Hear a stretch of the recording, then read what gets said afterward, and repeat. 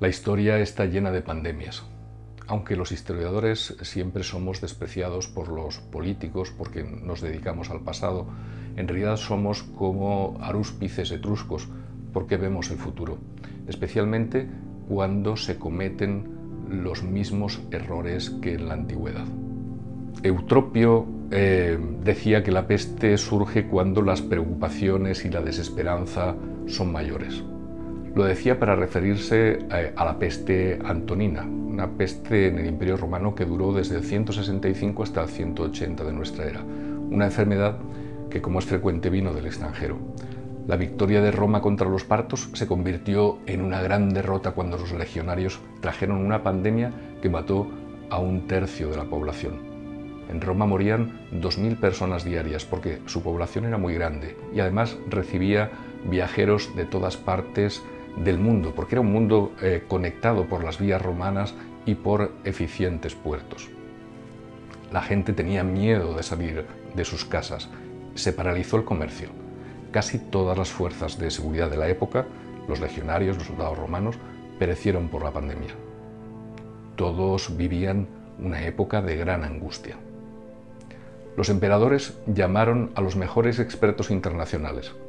En aquella época era un griego llamado Galeno, que vivió largo tiempo el duro trance de la epidemia, según su propio testimonio, pero no pudo evitar la muerte del propio emperador, del coemperador Lucio Vero, que huyó de Aquilea cuando estaba ya infectado. Seguro que habría tenido más oportunidades de sobrevivir con los cuidados médicos de Galeno que huyendo de la enfermedad que ya llevaba consigo. La huida a lo loco, aunque sea solo de un fin de semana, es una grave irresponsabilidad. Lo era en aquel tiempo y lo es ahora también. Para tiempos de pandemia, que son épocas de irresponsabilidades y de bulos, Marco Aurelio, que gobernó solo sin Lucio Vero, su hermano adoptivo, tenía una propuesta. No lo hagas si no es conveniente, no lo digas si no es verdad.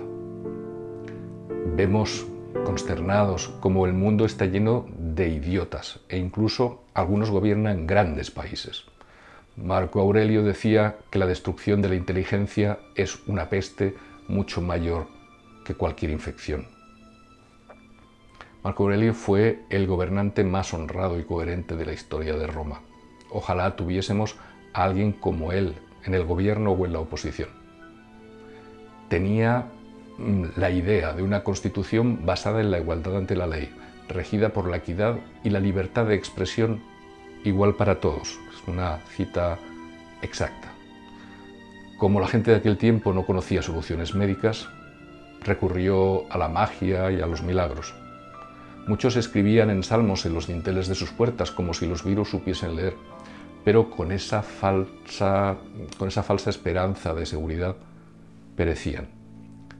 Se agotó el tesoro público, porque los gastos eran enormes, los gastos médicos, y el emperador Marco Aurelio hizo lo que hacen los políticos que merecen serlo. Subastó sus bienes personales durante 2 meses. Hay políticos miserables que en medio de las crisis más espantosas se suben el sueldo, o aún peor, reducen el presupuesto de sanidad, que no solo es robar a los ciudadanos que la han pagado con sus impuestos, sino que es condenarlos. Si alguna vez veis eso, por favor, votad a otros, a quien sea. Marco Aurelio, que trabajaba seriamente por su pueblo, reorganizó los servicios públicos, impulsó reformas legislativas en favor de las personas en riesgo, incluidas las mujeres, los niños o los esclavos. Haced una traducción a nuestros días. La enfermedad volvió a estallar 9 años más tarde. Murió la mujer de Marco Aurelio, 8 de sus 13 hijos. Marco Aurelio también murió por la peste tras 7 días de penosa enfermedad. En su agonía pronunció estas palabras: no lloréis por mí, pensad en la pestilencia y en la muerte de tantos otros. El mundo antiguo nunca volvió a ser igual después de la pandemia. ¿Tú cómo quieres que sea el mundo que amanecerá cuando esta epidemia mundial termine? Va a depender de cómo quieres ser tú. Marco Aurelio propone un primer paso. Él dice literalmente, amóldate a las cosas que te han tocado en suerte y a las personas con las que te han tocado en suerte vivir, ámalas, pero de verdad.